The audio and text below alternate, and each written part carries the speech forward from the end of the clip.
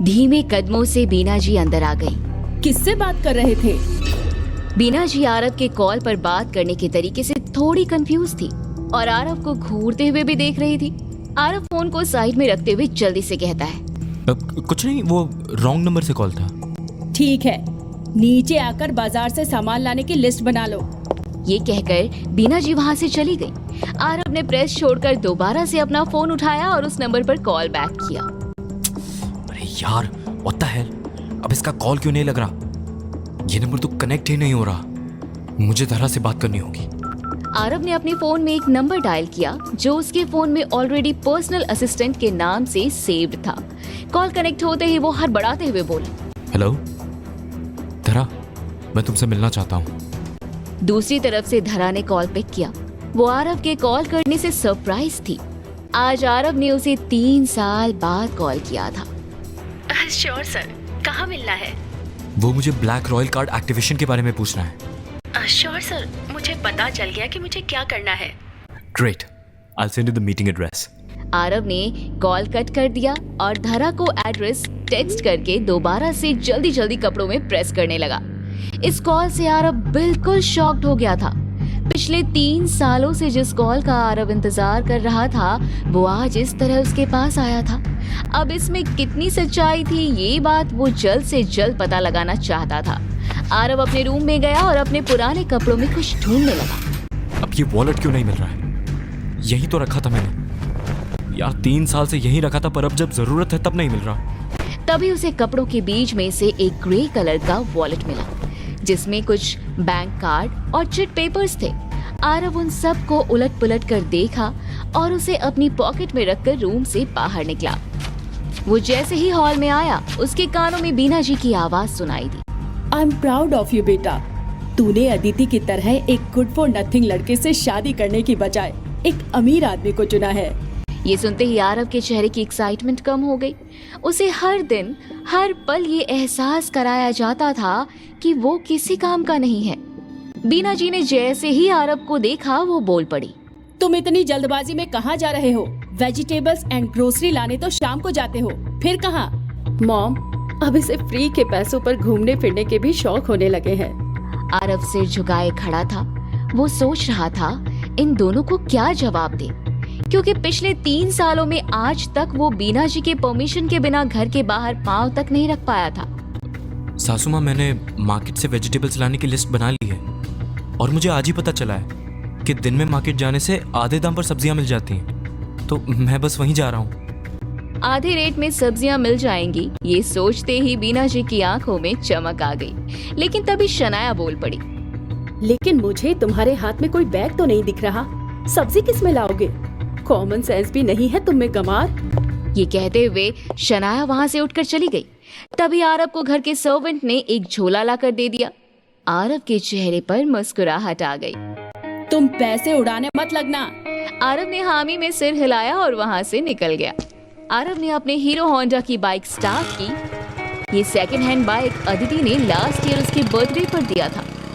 अपनी bike start करते हुए आरव उस कॉल के बारे में सोचकर बड़बड़ाने लगा। जो मैं सोच रहा हूँ बस वो सच हो जाए। आरव शहर की सबसे आलीशान मॉल सिटी मॉल में पहुंच गया, जहां पर मोस्टली हाई प्रोफाइल लोग ही जाते थे। आरव पिछले 3 सालों से दुनिया की नजर से बचकर चंद्रा फैमिली का घर जमाई बना हुआ था। पिछले 3 सालों में अब तक वो एक भी बार अकेले इस मॉल में नहीं आया था। वो मॉल के अंदर पहुंच गया और एक ज्वेलरी शॉप के बाहर आकर उसने चारों तरफ अपनी नजरें घुमाई। ज्वेलरी शॉप में दिन में भीड़ कम होती थी। ये सोचकर आरव ने धरा से मिलने के लिए ये जगह चुनी थी ताकि कोई उसे देख न ले। आरव चारों तरफ देखते हुए बोला, यार धरा कहाँ रह गई? आरव ने अपनी पॉकेट से फोन निकालकर धरा को कॉल किया। आरव कुछ बोलता इसके पहले ही मॉल के बाहर अपनी लेटेस्ट मर्सिडीज कार से उतरते हुए धरा बोली, सर जस्ट फ्यू मिनट्स, मैं मॉल पहुंच गई हूँ। आरव ने कॉल कट कर दिया। कुछ देर में ही सामने से लाइट ब्लू कोट पैंट्स पहने, हाथ में कुछ डॉक्यूमेंट्स लिए धरा आरव की तरफ आ रही थी। इधर धरा ने अपने चारों तरफ देखा, उसे आरव कहीं दिखाई नहीं दिया। उसने जैसे ही अपना फोन निकाला, किसी ने पीछे से उसके कंधे पर हाथ रखा। धरा पीछे मुड़ी। सामने खड़े शख्स को देखकर वो शॉक्ड हो गई। सर, आप इस हालत में? सर सामने खड़े थे, लेकिन मैं तो सर को पहचान ही नहीं पाई। सर ने क्या हुलिया बनाकर रखा है? इनकी बॉडी भी पहले से कितनी वीक लग रही है। ऐसा सोचते हुए धरा ने आरब को ऊपर से नीचे तक देखा। आरब एक ब्लैक कलर का टी शर्ट पहने, नीचे एक नॉर्मल जीन्स पहने, पैर में स्लीपर पहने खड़ा था। उसके बाल उजड़े हुए थे। तुम ये सब छोड़ो, बताओ क्या इन्फॉर्मेशन है? धरा अभी भी आरब की हालत देखकर शॉक्ड थी। Sir, everything is good and your black royal card is active now. क्या सच में मेरे कार्ड से रिस्ट्रिक्शन हट गई है? Yes sir, here is your card. धरा ने अपने बैग से एक एनवलप निकालकर आरब को दे दिया। धरा ने आरब के सामने एक पेपर बढ़ा दिया और बोली, सर आप इस पेपर पर सिग्नेचर कर दीजिए ताकि मैं आपके कार्ड रिसीविंग डिटेल्स बैंक में सबमिट कर दूं। आरब पेपर पर साइन कर रहा था। सर, अभी आप कहाँ हैं? सिग्नेचर कर आरब ने धरा को वो पेपर पकड़ा दिए। तुम्हें ये सब बारे में जानने की जरूरत नहीं है। Sorry sir. ओके, अब तुम निकलो and thank you so much. It is a honour for me sir. इतना कहकर धरा मॉल से चली गई, लेकिन आरब अभी भी वहीं पर खड़ा अपने हाथ में पकड़े ब्लैक कार्ड को देखता रहा। उसे यकीन नहीं हो रहा था कि रातों रात उसकी किस्मत बदल गई है। मैं ये ब्लैक कार्ड चेक करके देखता हूँ कि ये एक्टिव हुआ भी है या डैड की कोई नई चाल है। आरब सोचने लगा कि वो क्या ले। उसे कुछ समझ नहीं आ रहा था। तभी उसकी नजर सामने के ज्वेलरी शोरूम पर गई। शादी को 3 साल हो चुके हैं। मैंने आदिति को आज तक कोई गिफ्ट नहीं दिया। एक काम करता हूँ, उसे ये ज्वेलरी गिफ्ट करके आज सरप्राइज कर देता हूँ। आरब शोरूम में गया। उसके वहां एंटर करते ही उसके कपड़े और उसका हुलिया देखकर सब आपस में बातें करने लगे। अरे, ये आदमी कौन है? इस शोरूम में वीआईपी कस्टमर्स ही आते थे, जिन्हें पूरा स्टाफ पहचानता भी था, लेकिन आरब उनके लिए रोड साइडर भी था और अनजान भी। शोरूम में एंटर करते ही आरब की नजर डिस्प्ले में लगी एक बहुत ही सुंदर डायमंड के वॉच पर गई। उसने उसके ऊपर हाथ फेरा ही था कि वो स्टाफ गर्ल उसके पास आई और उसने उसका हाथ रोकते हुए कहा, आई थिंक तुम गलत शोरूम में आ गए, प्लीज बाहर जाओ। आरब ने उसकी तरफ एक नजर घुमाई और अपनी आवाज में ठहराव लाते हुए बोला, मुझे ये डायमंड वॉच देखनी है। वो लड़की आरब को अजीब तरह से देखते हुए बोली, sir, it is not an ordinary watch. ये 50 लाख की है। इसे अफोर्ड करना आपके लिए मुश्किल होगा। आरब ने हैरानी से उसकी तरफ देखा। वो इतनी महंगी वॉच खरीदने तो नहीं आया था, लेकिन जिस तरीके से स्टाफ ने उससे बात की थी वो हैरान हो गया। अरे आप ये वॉच मुझे दिखा दीजिए, मैं इसे खरीदूंगा।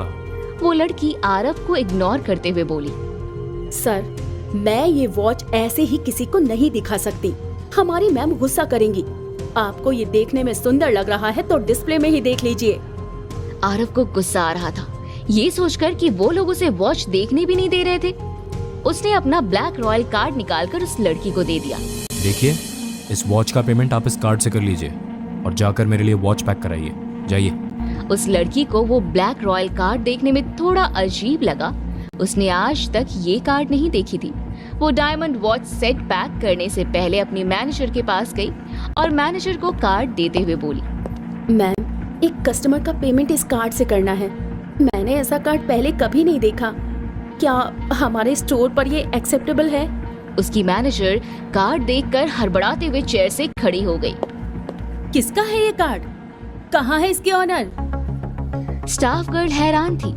उसने आरब की तरफ इशारा किया और वो बोली, वो रहे। मैनेजर आरब के पास आकर रिस्पेक्ट से बोली, I am really sorry sir, मैंने आपको खुद अटेंड नहीं किया। Sir, please have a seat. आप चाय या कॉफी कुछ लेना पसंद करेंगे? आरब मैनेजर के हाथ में कार्ड देखकर समझ गया कि मैनेजर उसे इतनी इज्जत उस कार्ड की वजह से ही दे रही है। सारा स्टाफ हैरान था कि उनकी मैनेजर एक ऑर्डिनरी से पर्सन के सामने इस तरह डरी हुई और इतनी रिस्पेक्टफुल क्यों थी, क्योंकि उन लोगों ने मैनेजर को आज तक किसी से प्यार से बातें करते हुए भी नहीं देखा था। पर यहाँ तो उसके मुंह से शहद टपक रहा था। नो, आप बस जितनी जल्दी हो सके ये वॉच पैक कर दीजिए। Sure sir. आरब ने अपने ब्लैक रॉयल कार्ड से वॉच का पेमेंट कर दिया। आरव अब तक डर भी रहा था कि कहीं कार्ड एक्टिव ना हुआ हो और पेमेंट फेल हो जाएगा, तब क्या होगा। उसकी खुशी फिर से उससे छिन जाएगी। जैसे ही मैनेजर ने कार्ड को कार्ड रीडर पे स्वाइप किया, आरव की घबराहट बढ़ने लगी। आरव की खुशी का ठिकाना नहीं रहा। उसके चेहरे पर रिलीफ के एक्सप्रेशंस आ गए। आरव बहुत खुश था, ये सोचकर कि उसका कार्ड एक्टिव हो चुका था। ये देखते ही स्टाफ गर्ल जिसने आरव की बेइज्जती की थी, उसका दिल डर के मारे धड़कने लगा। उसे लगा जिस आदमी के पास इतना पैसा है वो तो खड़े खड़े उसे खरीद सकता था। वो डर गई।